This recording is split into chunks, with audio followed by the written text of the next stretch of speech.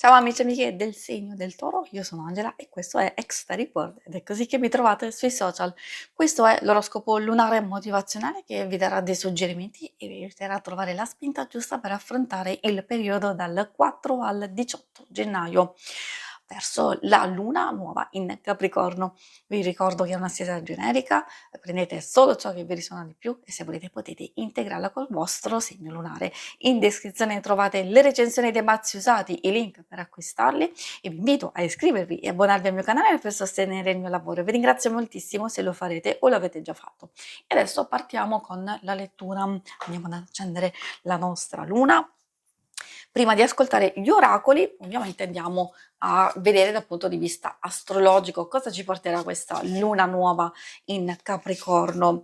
Di sicuro incoraggia l'attività, l'azione, il fare, e quindi anche di essere coraggiosi, perseveranti, di impegnarsi maggiormente. Direi che con queste energie è un buon momento per capire che cosa si vuole, per pianificare, per curare qualcosa nei dettagli, anche per imparare qualcosa di nuovo. Quindi tutte queste indicazioni ci vogliono dire che con l'azione si raggiungono e si raggiungeranno desideri e sogni. Di contro dobbiamo fare attenzione perché le aspettative potrebbero essere un po' troppo elevate e quindi essere troppo duri ed esigenti, soprattutto con noi stessi, magari anche con gli altri, quindi inflessibilità, stress, difficoltà, soprattutto per le persone più socievoli, perché si tenderà a preferire un po' di chiusura, di solitudine. Vediamo adesso cosa vogliono dirvi gli oracoli. Partiamo proprio con il primo che ci dà una specie di punto di partenza per poi capire l'evoluzione di tutte le altre energie. Troviamo la luna dell'innamorato, molto interessante perché è vero che tendenzialmente parla di amore, però è diciamo un tipo di amore a 360 gradi. Può essere a livello sentimentale, nel senso di dell'arrivo di un periodo molto più tenero, molto più romantico, o una nuova passione, gioia nelle varie relazioni, ehm, riuscire a divertirsi, a trovare connessione, ad aprire il proprio cuore, avere più fiducia, nell'amore, soprattutto per quelle persone che hanno sofferto maggiormente per questo motivo, per varie motivazioni, e poi anche, per riuscire ad attrarre,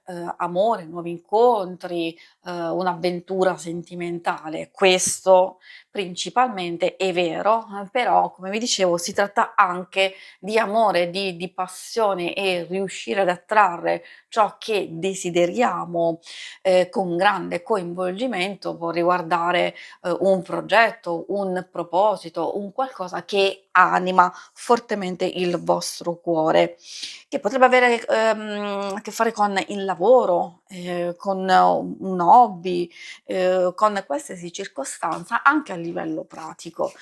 Poi vediamo la seconda carta, quindi il secondo oracolo è lo scintillio che, diciamo secondo me è proprio perfetta, proprio perché ci parla, di, un'occasione, un evento, un qualcosa dove abbiamo l'opportunità di riuscire a mostrare ad esprimerci, a mostrare le nostre capacità. A volte può essere, nelle relazioni, può essere un colloquio, una promozione, può essere un'audizione, magari riuscire a gestire al meglio le varie cose, anche quelle strettamente personali, oppure opportunità di attirare attenzione, di trovare un modo, per condividere la nostra, luce e il nostro essere. Quindi ci dice che è un momento perfetto proprio per splendere e risplendere. Allora, quindi procediamo con il terzo oracolo, ultimo quarto. Interessante come carta perché ci parla, di, valutazione del percorso.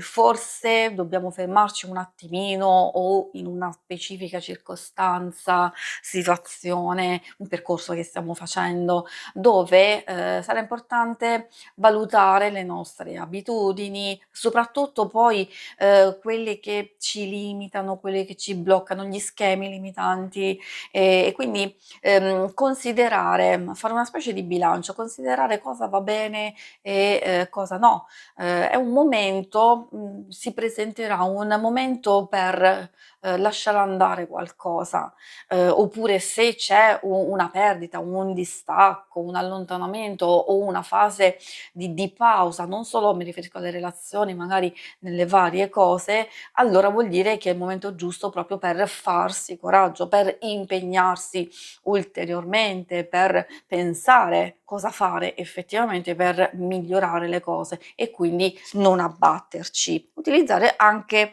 la creatività, qualcosa di diverso dal solito, magari cambiare atteggiamento, anche modo di pensare, di vedere qualcosa. E adesso procediamo con l'oracolo dello sciamano.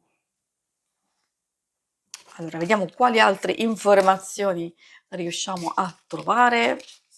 Il nostro oracolo dello sciamano inizia con questa prima carta che ci parla di immobilità.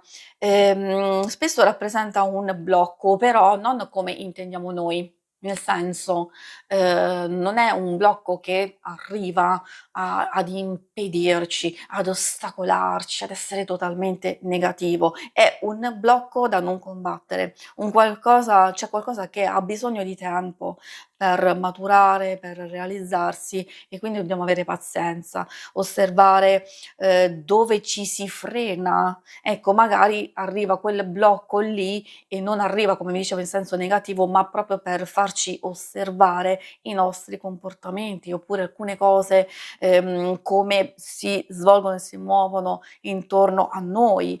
Se, la ecco, la paura, attenzione, la paura può nascondere, desideri profondi che non ancora sono pronti ad emergere, magari sospendere per dare il tempo di gestazione alle varie cose, per prepararci, per, curare nei dettagli qualcosa, come abbiamo visto questo è il periodo proprio, perfetto e adatto per queste cose. A volte ricordatevi che l'attesa è molto, molto più potente dell'azione. Quindi è vero che sin dall'inizio abbiamo visto che questo è il momento giusto per agire, sicuramente ci sarà, però c'è quel momento o quella situazione o un qualcosa che state vivendo che ha bisogno di, essere capito, compreso in base a queste indicazioni. Poi abbiamo la donna selvaggia, questa ci consiglia di ascoltare il nostro intuito, il nostro istinto profondo, anche di riuscire a riconoscere e accettare ogni parte di noi stessi e quindi di andare a seguire la nostra bussola interiore, proprio per riuscire a trovare la strada giusta. Effettivamente ci sta dicendo proprio di togliere l'eccesso, di togliere le sovrastrutture, di andare proprio al punto, alla concretezza, alle cose essenziali che ci servono e quindi, proseguire. L'altro messaggio arriva dal il colibrì, bellissimo, bellissimo anche perché ha a che fare ancora con forse potrebbe essere proprio importantissimo come messaggio, con il cogliere i dettagli, trovare gioia nelle piccole cose, custodire i propri confini, proteggersi, scegliere con chi condividere la propria energia, ascoltare il proprio intuito. La leggerezza certo può aiutare per cercare di lasciare andare il peso superfluo, come abbiamo già detto, le cose che sono troppo, sono in eccesso, non ci servono e quindi, riflettere sul percorso passato, quindi fare il punto della situazione in alcune circostanze e quindi poi riuscire a capire perfettamente dove si vuole andare, ma soprattutto di farlo esplorando, trovando il coraggio di spingerci oltre. Si conclude qui la lettura, vi ringrazio per avermi seguita. Se volete in alto a destra trovate il logo per iscrivervi al canale, mentre in basso trovate le schermate per vedere il vostro oroscopo mensile e quello settimanale. Alla prossima, vi auguro una buona luna. Ciao!